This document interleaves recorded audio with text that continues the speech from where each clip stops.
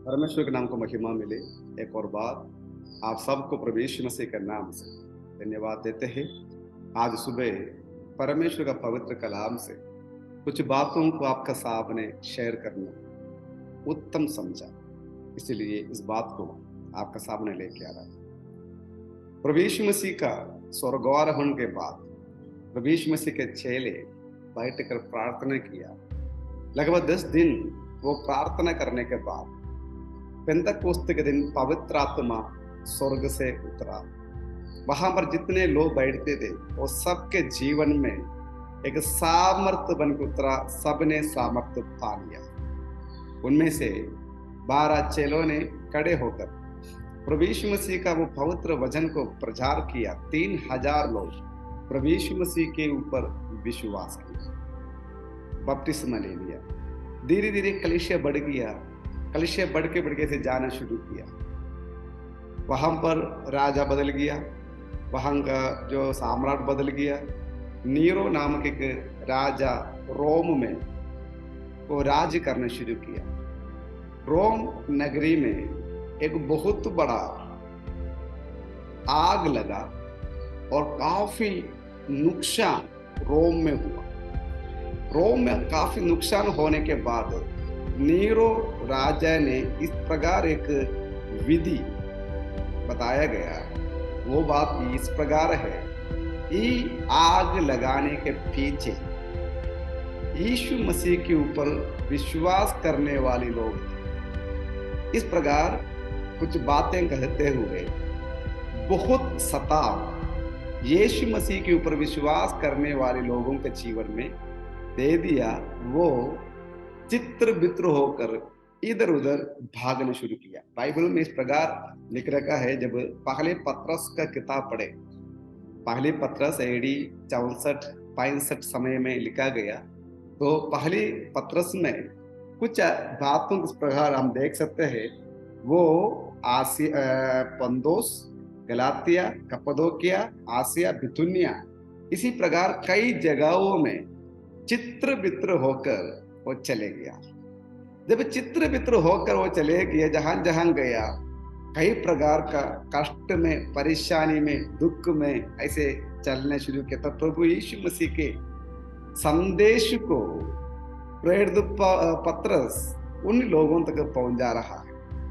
कई बातें वहां पर है, लेकिन प्रभु यीशु मसीह का पवित्र कलाम का अंदर से प्रेरित पत्रस इस प्रकार कहते हैं, तुम जहां जहां बैठे वहां परदेशी बनकर, यात्री बनकर रहता है, लेकिन जहां जहां तू जाते हैं वहां वहां उस परमेश्वर का महिमा करने वाला स्वभाव में बदलना जरूरी है। आज कलीसियाओं के अंदर में हम कई ऐसे बातों को सुनते हैं, मतलब वहां सताव है, यहाँ सताव है, वहां ऐसे परेशानी, यहाँ ऐसे परेशानी है। ज्यादा से ज्यादा परेशानियां इस प्रकार हो रहा है, वो शारीरिक रीति से हम जाकर शारीरिक स्वभावों को, जैसे गलातियों की किताब पत्र जब पढ़े 5वें अध्याय उसका 19 से लेकर जो आयतों को पढ़े, वहां पर शरीर के काम तो प्रकट है। उसी प्रकार में कई बातें, उसी प्रकार के काम करने वाला कोई भी स्वर्ग राज का वारिस नहीं बनेंगे, उस प्रकार लिख रखा। तो उसी प्रकार के कामों के कारण झगड़ा होते, परेशानियां होते, लेकिन जो परेशानियां होते हैं तुरंत वो प्रभु यीशु मसीह के नाम से दुख सहने के कारण अनुभव किया गया है। इसी प्रकार मतलब लोग उसको बदल देते हैं। लेकिन हृदय को जानने वाला, जानने वाला, समझने वाला, परखने वाले को परमेश्वर स्वर्ग में बैठा है। उसी परमेश्वर के नाम को लेकर प्रेरित पत्रस दूसरी अध्याय, अपना पत्रिका दूसरी अध्याय में कुछ आयतों के इस प्रकार लिख रखा है। मैं आपको ये बात को आपका सामने पढ़ना चाहता हूँ। यहाँ पर इस प्रकार लिख रखा है, क्योंकि यदि तुमने अपराध करके घूसे खाए और धीरज धरा तो उसमें क्या बड़ाई की बात है, पर यदि भला काम करके दुख उड़ाते हो और धीरज धरते हो तो ये परमेश्वर को पाता है, और तुम इसके लिए बुलाए भी गए हो, क्योंकि मसीह भी तुम्हारे लिए दुख उठाकर तुम्हें एक आदर्श दे गया है कि तुम भी उसके चिन्ह पर चलो। ना तो उसने पाप किया और ना उसके मुंह से छल की कोई बात निकली। वो गाली सुनकर गाली नहीं देता था और दुख उठाकर किसी को भी धमकी नहीं देता था, पर अपने आप को सच्चे न्यायी के हाथ में सौंपता था। वो आप ही हमारे पापों को अपने देह पर लिए हुए क्रूस पर चढ़ गया, जिससे हम पापों के लिए मर करके धार्मिकता के लिए जीवन बिताए। उसी के मार खाने से तुम चंगे हुए, क्योंकि तुम पहले भटकी हुई भेड़ों की नाई थे, पर अब अपने प्राणों के रखवाले और अध्यक्ष के पास फिर आ गए हो।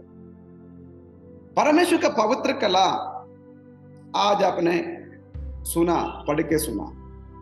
इसी वचन में इस प्रकार लिख रखा है, हम बुराई करके गुस्से खा के परेशानियों को अपनाया, उसमें क्या लाभ है?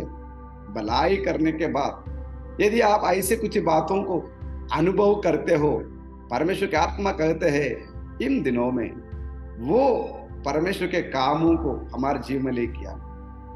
हम परदेशी है, यात्री है, किसके बारे में कहते हैं? चित्र वित्र होके गया हुए लोगों के बारे में। आज प्रभु यीशु मसीह के ऊपर विश्वास करने वाले लोगों से मैं एक बात बताना चाहता हूं। प्रेरित पौलुस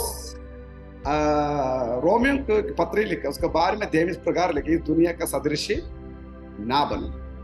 इस दुनिया का सदृश्य बनाने ना बनो ऐसे कहा, कारण हमारा स्वदेश ये नहीं। हमारा स्वदेश परमेश्वर स्वर्ग में हमारे लिए बना रहा वो है।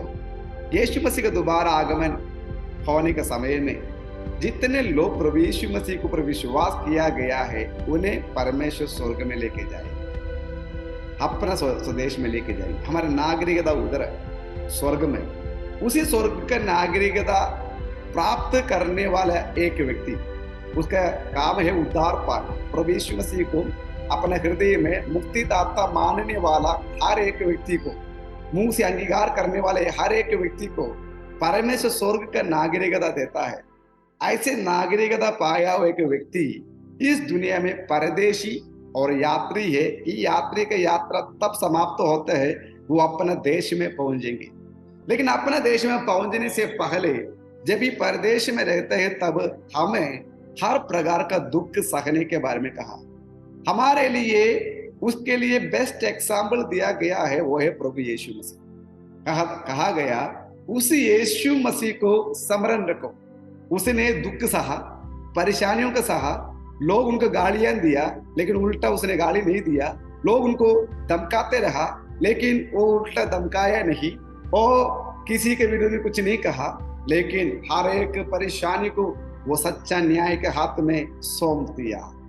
आज प्रभु यीशु मसीह को पर विश्वास करने वाला विश्वासियों से मैं एक बात कहना चाहता हूँ, इस दुनिया में, ये दुनिया के अनुसार कष्ट सहने से वो मसीह का नाम से कष्ट सहाय वैसे नहीं। प्रभु यीशु मसीह ने मत्ती सुसमाचार अध्याय 5 में पहाड़ी उपदेश देने के समय में वहां पर कष्ट सहने वाला, तो परमेश्वर के नाम से दुख सहने वाला कई लोगों के बारे में लिखा, स्वर्ग राज तुम्हारा है। तो स्वर्ग राज में प्रवेश करने के लिए प्रभु यीशु मसीह जिस प्रकार अपने जीवन को बिताया गया है, उसी प्रकार हमें भी बिताना जरूर, अपना समय बिताना जरूरी है।